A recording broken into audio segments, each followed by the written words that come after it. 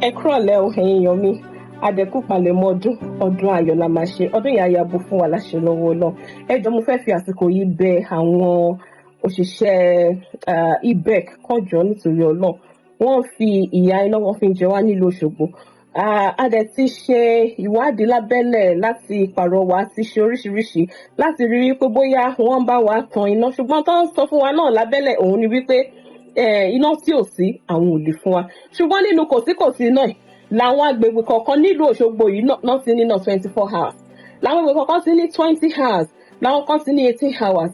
Ẹ dẹ̀ sọ pé kò sí náà, ẹ bá wa pín iná ìkárí, ẹ jọ̀ọ́ nítorí Ọlọ́run. Àsìkò ọdún la wà yìí, àwọn oníṣẹ́ ọwọ́ tó ń lo iná ìjọba ọ̀pọ̀lọpọ̀ wọn ni òríṣẹ́ ṣe.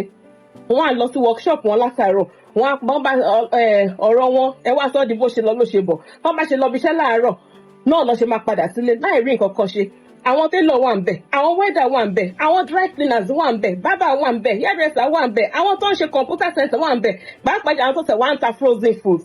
Ọ̀pọ̀lọpọ̀ ló ti jẹ gbèsè, ọ̀pọ̀lọpọ̀ ní chicken ní turkey ní ẹja ti bàjẹ́ sí cold room wọn, ló ti bàjẹ́ sínú freezers wọn.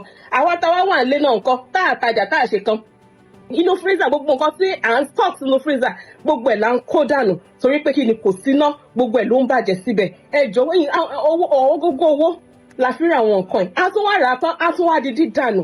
Ẹ̀bẹ̀ là ń bẹ̀, ẹ jọ̀ọ́ à ń pàrọwà ni, à ń bẹ̀bẹ̀ ni.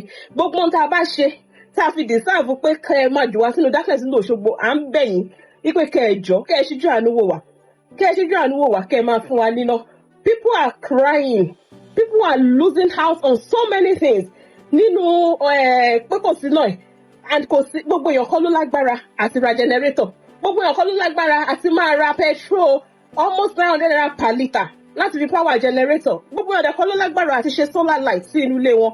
We are pleading àsìkò ooru la wà, even kó má jà sí kooru, it is our right to have light. Ẹ jọ̀ọ́ nítorí Ọlọ́run ẹ fún wa níná, ẹ̀bẹ̀ là ń bẹ̀ fún wa níná. Lórí social media lẹ́nìí, I've seen so many things. People are now saying, tẹ́ bá fẹ́ gbé lọ́ṣogbo, àwọn agbègbè báyìí òun lẹ lè lọ, tẹ̀sí máa rí ná, àwọn agbègbè báyìí òun lẹ lè gbé, tẹ̀sí máa rí ná. Ẹ jọ̀ọ́ nítorí Ọlọ́run, operation manager Ibedc, à ń bẹ̀ yín ni. We don't want our people to come on the street to protest. Wípé àwọn ò ní iná. We don't want it. We don't want violence. Because ìbẹ̀rẹ̀ protest èèyàn máa ń rẹ̀ èèyàn kí mọ̀ nǹkan tí ó máa ti ẹ̀yìn ẹ̀yọ. I've received so many calls. People have sent me so many messages saying that àwọn àgbààgbà Òṣogbo, they must stand up to this. They must sit to this. But kí ni nǹkan tó lè ṣe? Kí ni nǹkan tó lè ṣe ju pé ká máa bẹ̀yìn náà lọ?